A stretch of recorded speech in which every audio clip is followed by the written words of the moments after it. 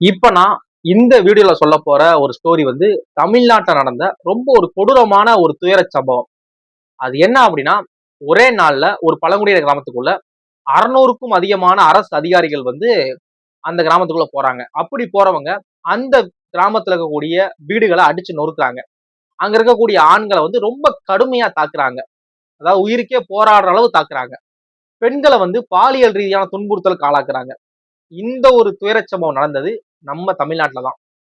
இப்படி நடந்திருக்கே, அந்த டைம்ல ஆளுங்கட்சியா இருந்தவங்க யாரு? ஆளுங்கட்சி எதுவுமே பண்ணலையா? மற்ற எதிர்க்கட்சிகள் வந்து அவங்கள விமர்சிக்கலையா? ஏன் இப்படி இவ்வளவு பெரிய குற்றம் நடக்க விட்டாங்க? இது எங்க தான் நடந்துச்சு? எப்ப நடந்துச்சு?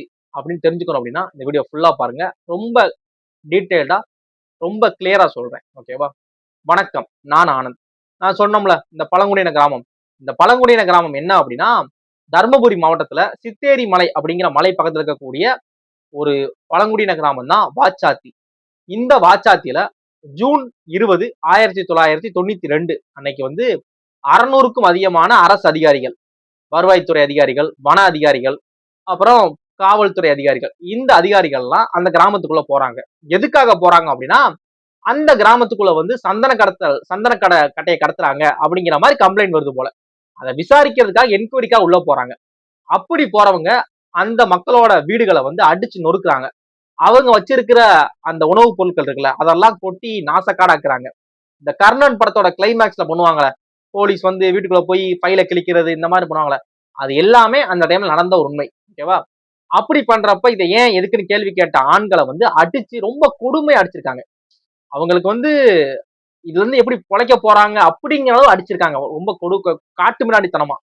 இந்த தேர்ட் டிகிரி ட்ரீட்மெண்ட் அப்படின்னு சொல்லி படங்களை சொல்லுவாங்க தெரியுமா? போலீஸோட அடின்னு என்னன்னு தெரியும் அப்படின்னு. அந்த மாதிரி அடிச்சிருக்காங்கன்னு வச்சுக்கோங்களேன்.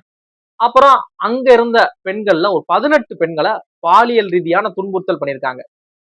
இதெல்லாம் ஏன் பண்ணாங்க? அந்த டைம்ல ஆளுங்கட்சியா இருந்தவங்க ஏடிஎம்கே. 91 to 96 வந்து ஏடிஎம்கே பீரியடு ஜெயலலிதா மேம் தான் இருக்காங்க. அவங்க கிட்டயும் ஆளுங்கட்சி கிட்டயும் இந்த மாதிரியான கேள்வியை கேட்கிறப்ப அவங்க என்ன சொல்றாங்க அப்படின்னா, இப்படி ஒண்ணு நடக்கவே இல்ல. இது வந்து நீங்களா சொல்ற வதந்தி. இப்படி நடக்கவே இல்ல அப்படிங்கிற மாதிரியும், ஒரு சிலர் என்ன சொல்றாங்கன்னா, நீங்க ரொம்ப எக்ஸாஜுரேட் பண்றீங்க. மிகைப்படுத்தி சொல்றீங்க. இப்படிலாம் நடக்கல. ஜஸ்ட் என்கொயரி மட்டும்தான். அப்படிங்கிற மாதிரி சில சமாளிப்புகள் பண்றாங்க. இத வந்து ஹியூமன் ரைட்ஸும் சரி, சமூக ஆர்வலர்கள், இடதுசாரி கட்சிகள்லாம் இத ஒரு பெரிய போராட்டமா பண்றாங்க. இது வந்து மக்கள் எல்லாருக்கும் தெரியணும். மத்திய அரசுக்கு தெரியணும் அப்படிங்கிற மாதிரி இது பண்றாங்க. ஏன் அப்படின்னா, அந்த டைம்ல பாத்தீங்கன்னா, நமக்கு வந்து பெருசா வந்து இந்த மாதிரியான ஒரு ஒரு பெரிய பிரச்சனை போய்க்கிட்டு இருக்கு அப்படிங்கிறது வந்து ஒரு நியூஸ் பேப்பர் மூலியமா தெரியலாம்.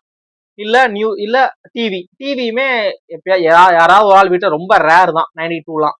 அப்படிங்கிறப்ப நியூஸ் பேப்பர் மட்டும்தான். இந்த மாதிரி நியூஸ் பேப்பர்லயுமே வரல அப்படின்னா நமக்கு எப்படி இப்படி இப்படி ஒரு பெரிய பிரச்சனை தெரியும்? தெரியாது. அதனால இந்த பிரச்சனை அப்படியே மூடி மறைக்க பார்த்திருக்காங்க அந்த டைம் வந்து ஆளுங்கட்சி.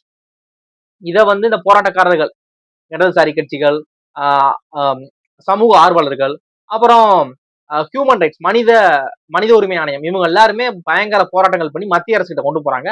அவங்க என்ன பண்றாங்க அப்படின்னா, சிபிஐ ஃபார்ம் பண்ணி இதுக்கு தெளிவான ரிப்போர்ட் எனக்கு வேணும். இது உண்மையா நடந்துச்சா நடக்கலையா?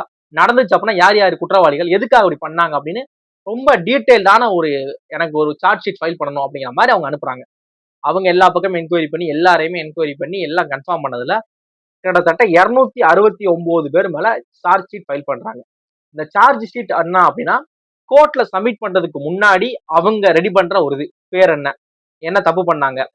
எப்ப பண்ணாங்க? என்னென்ன சட்ட விதிகளுக்கு கீழ இவங்க பண்ண குற்றங்கள் வருது? ஒரு குற்றமா? ஒரு குற்றமா? 2 குற்றமா? இப்ப அடிச்சா ஒரு குற்றம் வச்சுக்கோங்களேன். கெட்ட வார்த்தை பேசினா அது 2 குற்றம்.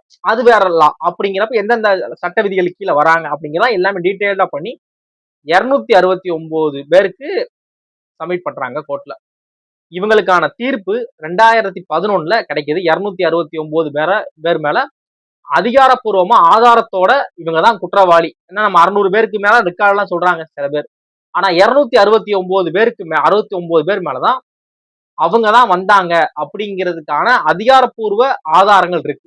அப்படிங்கிறப்ப இவங்க தான் குற்றவாளி அப்படின்னு கோர்ட் வந்து அவங்களுக்கு ஜட்ஜ்மெண்ட் கொடுக்குது. அது என்ன ஜட்ஜ்மெண்ட் கொடுக்குது அப்படின்னா, அவங்களுக்கு வந்து சிறை தண்டனை, அது போக 10 லட்சம் ரூபாய் அபராதம் கொடுக்குது. இந்த 10 லட்சம் ரூபாயில 5 லட்சம் ரூபாய் வந்து அந்த அதிகாரிகள் கொடுக்கணும். அந்த அதிகாரிகள் இருக்காங்களே அந்த அதிகாரிகள் கொடுக்கணும், மிச்சம் 5 லட்சத்தை கவர்மெண்ட் கொடுக்குற மாதிரி சொல்றாங்க. அது போக அந்த பாலியல் ரீதியான துன்புறுத்தல் அந்த பெண்களுக்கு 10 லட்சம் அப்படியும், இறந்தவங்களுக்கு வந்து கூட கொஞ்சம் கூட 20 லட்சம் அந்த மாதிரி அதிகமா படுத்தி கொடுக்கும். சில பேர் இறந்திருக்காங்க அப்படிங்கிற மாதிரி அவங்களுக்கு எல்லாம் கொடுத்துருக்காங்க. இந்த கேஸ் 2011 வந்த இந்த கேஸ 2023 மெட்ராஸ் ஹைகோர்ட் வந்து அவங்க தீர்ப்பளிச்சது அவங்க அவங்க கொடுத்த ஜட்ஜ்மெண்ட் கரெக்ட் தான் அப்படின்னு கன்ஃபார்ம் பண்றாங்க. அப்படி கன்ஃபார்ம் பண்ணி அந்த டைம்ல அந்த 269 பேர்ல 215 பேர் மேலதான் 15 பேர் தான் தண்டனை அனுபவிக்கிறாங்க. ஏன் 269 பேரு 215 பேர் தண்டனை அனுபவிக்கிறாங்க அப்படிங்கிற மாதிரி கேட்கிறப்ப அதுக்கு என்ன அப்படின்னா, இந்த பிரச்சனை நடந்தது 92, தீர்ப்பு வந்தது 2011. அப்போ கிட்டத்தட்ட ஒரு 19 வருஷம் கிட்ட ஆகி போச்சு. இந்த 19 வருஷத்துல கிட்டத்தட்ட 54 பேர் இறந்துட்டாங்க அப்படிங்கிறப்ப மிச்சம் இருக்கிற 215 பேர் மேல சட்டம் பாஞ்சு அவங்க தண்டனை பெற்றாங்க அப்படிங்கிற மாதிரி சொல்றாங்க. இது தமிழ்நாட்டுல தருமபுரி மாவட்டத்தில் நடந்த ஒரு பெரிய கொடூரமான ஒரு வன்கொடுமை. அந்த டைம்ல வந்து வனத்துறை அமைச்சர் இருந்தவங்க வந்து தற்போதைய தாவேக அரசோட அமைச்சர் இருக்கக்கூடிய செங்கோட்டையன் செங்கோட்டையன் அவங்க தான் சிஎம். வந்து அந்த டைம்ல பாத்தீங்க அப்படின்னா ஜெயலலிதா மேம் தான் சிஎம் இருக்காங்க, ஏடிஎம்கே தான் ரூலிங் பார்ட்டியா இருக்காங்க. இத பத்தி சிஎம் மேலேயோ இல்ல அந்த துறை சார்ந்த அமைச்சர் மேலேயோ இதை பத்தி கேட்கிறப்ப என்ன சொல்றாங்க அப்படின்னா, அவங்க மேல எந்த சிபிஐ வந்து எந்த மாதிரியான ஒரு ஆதாரம் இல்லை அப்படிங்கிறப்ப அவங்களை எதுலையுமே சேர்க்கல.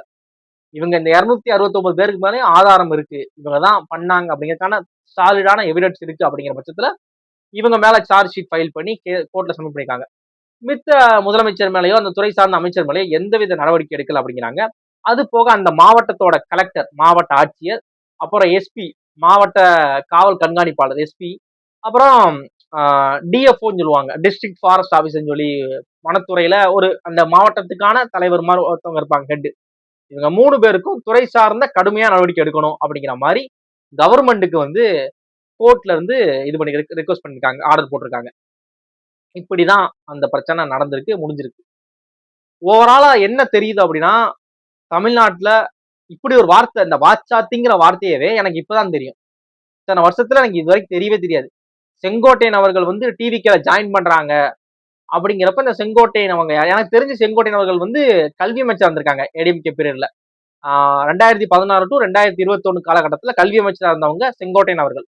அப்படிங்கிறப்ப கல்வி அமைச்சருங்கிற மட்டும் தான் தெரியும், இந்த மாதிரி பிரச்சனை தெரியாது.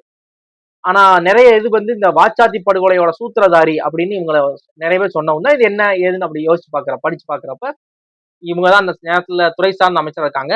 ஆனா அமைச்சர் மேலேயோ முதலமைச்சர் மேலேயோ எந்த விதமான நிரூபிக்கப்பட்ட ஆதாரம் இல்லை அப்படிங்கிறப்ப அவங்க மேல எந்த வித இதுவுமே இல்லை.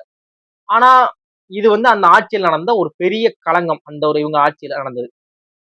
சரி, இது வந்து இதை பத்தி என்ன ஓவராலா சொல்லணும் அப்படின்னா, இது தமிழ்நாட்டுல இருக்கக்கூடிய ஒரு கிராமத்தோட கதை அப்படின்னு மட்டும் நமக்கு அதனால ஈஸியா கடந்து போயிட முடியல.